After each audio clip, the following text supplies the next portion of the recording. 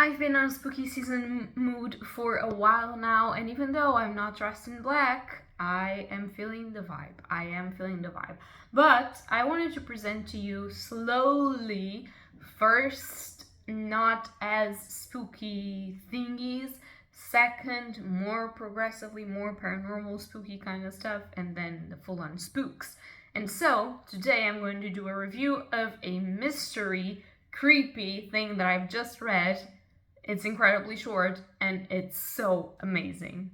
Hello beautiful bookworms, my name is Katarina and welcome to my channel, and today I'm going to be doing a review for a manga duology. Yes, one of those things that you don't even know that exist, a manga duology. And I really enjoy this manga. I'm doing this review now, firstly because I've read this manga this month, but also because I think it's a good introduction into spooky season. I think it's a manga that has mystery, it's a manga that has some creepy ass vibes sometimes, and it's about broken people and religious trauma in a way. So I think it was a good way to start attempting to do more spooky kind of thingies in the future, starting by this one, for those of you that don't like horror that much but enjoy a good mystery and a good thriller and a good thing. So the manga series that I'm actually talking about, or the manga duology I'm talking about, is by the creator of Spy Family. And you can think, what? How on earth is a manga by the creator of Spy Family something creepy and thrillerish? It is. I do believe this is his first work. Not entirely sure on that, so don't quote me on that. And that is Tista. It's a duology. It's incredible. So Tista, as I previously stated, it's by Tatsuya Endo, the creator of Spy Family. And I do believe that this was one of, or if not his first work. And Tista is the story about this woman. She is a student, high school or university student, not entirely clear what it was, but she is a student and she really wants to become a teacher, but at the same time she leads sort of like a double life in which she goes to school and she lives her normal life, but at night she is employed by the church to deliver God's punishment onto people that commit sins, for instance drug dealers, people that abuse children, assassins, cartels, all of those people. She is commanded by the church to eliminate them. So she's given a name and she supposedly eliminates them as a sniper from across a whole bunch of buildings, because she has a particularity that you will become acquainted to through the manga, where her eyes are made to see and kind of like to shoot and shot specifically to the target. So her eyes are like target locks, basically. But this is not the whole thing. Tista is incredibly miserable and she has started to lose her sight, which in her line of work kind of can be interpreted as God is against you, or the punishments that you're delivering are not correct because you're losing your sight, and your sight is the most important. And she has it in her mind that she works for the divine, and if she can't see and she can't punish the evildoers and the wrongdoers, then she cannot be allowed to see anything else or to live a different life. And so she starts to spiral out of control, and a chance meeting with this boy that saves her from being run over by a car will change everything in her entire life. So I'm just going to hold volume 1 because, as you know, my wrist is a little bit weak, but you can see volume 2 right here. So obviously the synopsis that I just gave you is not even the tiny pit of the iceberg. There's a lot more to be known in the entirety of this story. Tista is definitely a girl plagued by tragedy, a girl plagued by severe mental illness as well. And all of the situation of the church taking into account all of her trauma, all of her past, and transforming her into a divine punishment bringer is also very talked about, and it's also very associated to the fact that she's been used by an organization without her consent, just because she was brainwashed to do so. There are very specific thematics here. One of them is obviously friendship and growing up.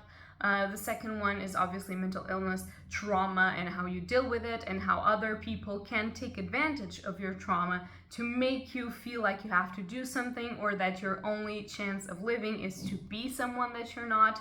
And it also talks a lot about dreams and how we smile and how we feel happy when we can at last fulfill our dreams, but how most of the people don't really fulfill their dreams. And it does touch a lot on triggers for child abuse, for domestic violence, for obviously death, because she's a sniper and she kills people. There's blood, there are injuries, and there's a lot of like tension and really deep, depressing moods. So I think it's a good one to start for the spooky season. First of all, I think it's a good one to read always. I was not expecting, like, a parenthesis, I love Spy Family, but I was not expecting that Tista was so great. I was like, it's like his first work, it's not going to be that amazing. It is brilliant. I think the development of the character of Tista is one of the most incredible ones that I've seen in manga, especially in a duology. And I love how Tatsuya Hendo can explore some dark thematics and some dark things, and actually there are some divisive opinions about the ending of it. What happens, what not happens, I'm not going to get into it since I will spoil the experience for you, but I will very much recommend, if you like dark thematics and none of these are your triggers, and if you feel like you would like to start the season of darkness and of spooky season with something that does have murder, does have religious trauma, does have a brainwashed girl, does have mental illness topics, does have child abuse and all of that tackled,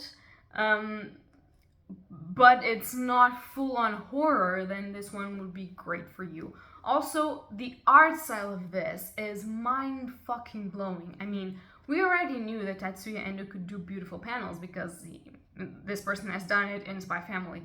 But in here, you see a lot of very creepily detailed panels of Tista losing what remains of her sanity, and you see a lot of shade work, you see a lot of character work and development of the backgrounds of things. I think that Tista is an amazing read for the start of the spooky season. You can still do it so before all of the Halloween shenanigans, and I think that it's a series, or a duology in this case, that is very worth the read. I think that all of these thematics are explored in such an amazing way that make you feel bad for the characters, but make you feel like you had something out of everything that you went through with these characters.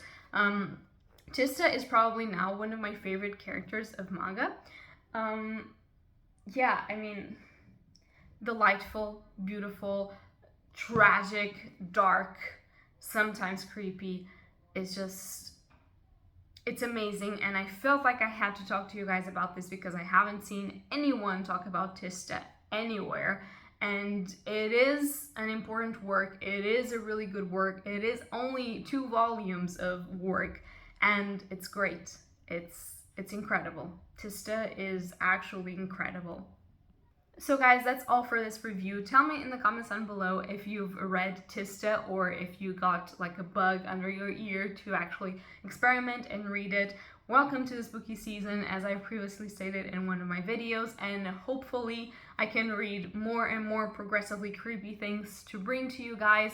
So yeah, let's just do this together. If you like this video, leave a like or subscribe. And as I previously said, state something down below if you've read this, if you haven't, and if you know any creepy mangas that I can read or creepy books that I can read for the spooky season. I cannot promise to get to all of them, but leave something in the comments down below and I'll see what I can do about it and do reviews for it. So that's all for today's video. Happy readings to you all. Bye!